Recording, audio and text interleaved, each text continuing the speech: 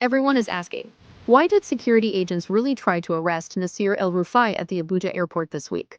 Was it just politics? Or is there a 400 billion Naira secret they do not want you to know? While El-Rufai calls it persecution, Senator Shehu Sani has just come out with a different story entirely.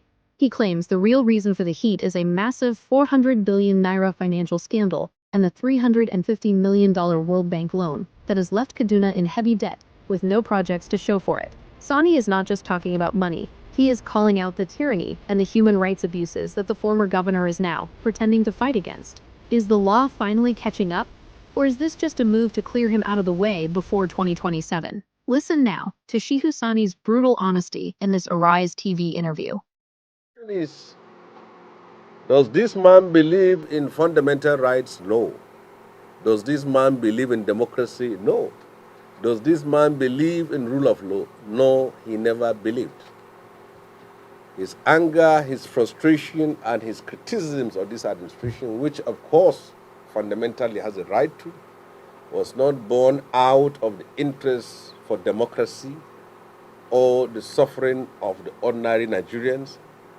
It was simply out of anger and anguish that he has been excised out of the system. So for us, as the people of Kaduna State, we demand a full probe of the former governor of the state. And when you are talking of probe, they are in two forms: the financial aspect of it and the human rights aspect. Okay, I'm now being joined by Senator Shehu Sani, who represented Kaduna Central in the 9th Assembly, and is calling for a comprehensive probe of the administration of ex-Governor Nasir El-Rufai, alleging financial impropriety and abuse of office during his tenure. Very warm welcome to Newsnight, Senator Shehu Sani. Thanks for joining me here. Thank you for having me. All right. I mean, what concrete evidence do you have about the allegations that you have raised? I mean, they are very strong ones. You talked about financial impropriety or mismanagement of Kaduna State Treasury for 8 years, and that Yatta, the journalist activist that has been missing.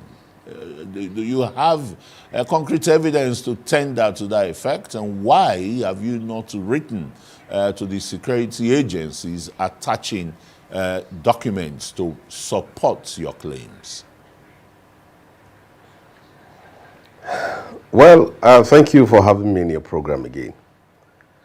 Well, since the conduct of the 2023 elections and the emergence of President Bola Ahmed Tinubu into office, and specifically since Nasiru failed the ministerial screening at the National Assembly when security issues were raised, he has taken it upon himself to criticize, attack, and lampoon the person of the president, the National Security Advisor, Nuhu Ribadu, and the governor of Kaduna State.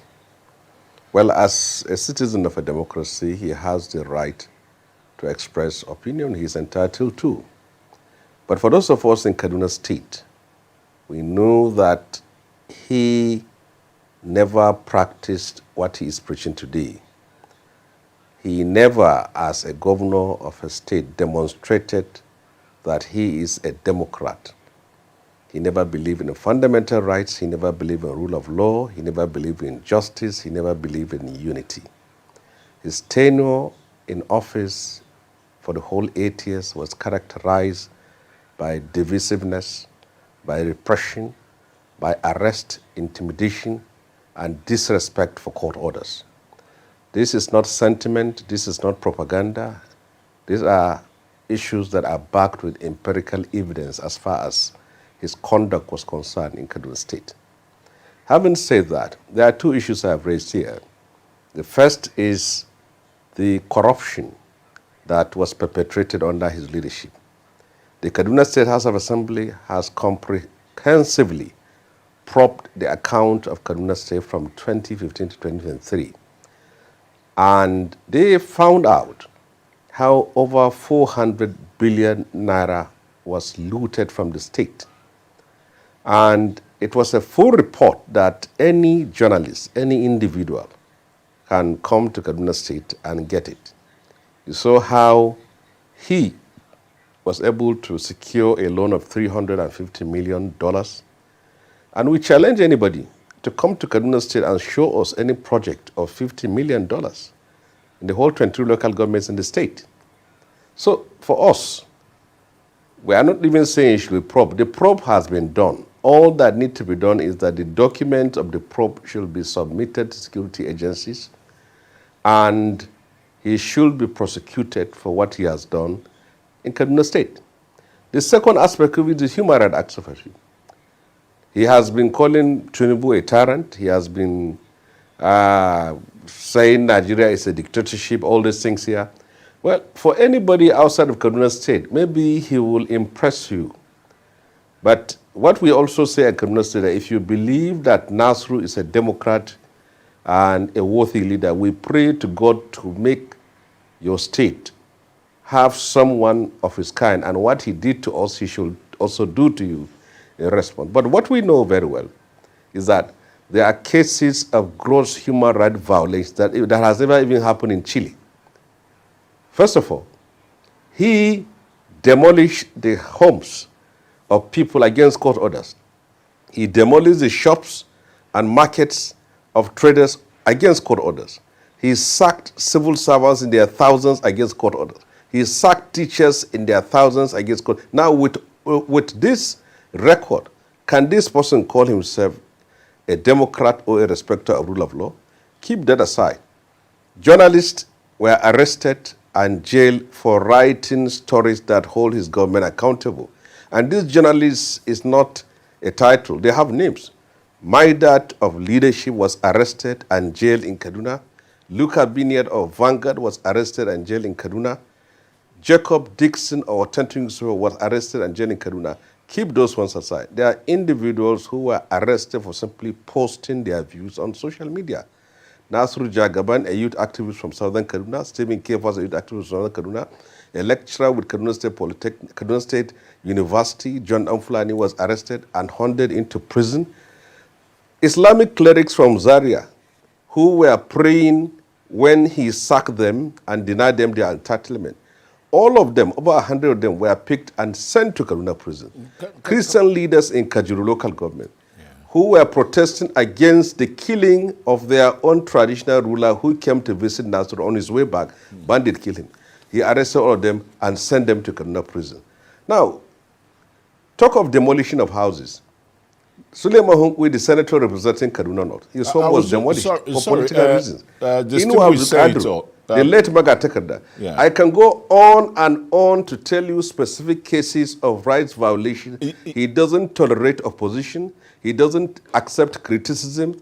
He is not a Democrat. So all this thing he's saying about Tinubu can impress anyone who is against Tinubu or is critical of Tinubu. Well, but if I may ask you here at this junction, distinguished Senator Sani, please. The issues you've raised, you know, in some sphere, some people would look at it as political differences that you and some of the people you mentioned had with him when he was governor. He prevented you from coming back, from returning as a senator when the present governor took your seats then in the 8th Assembly, right?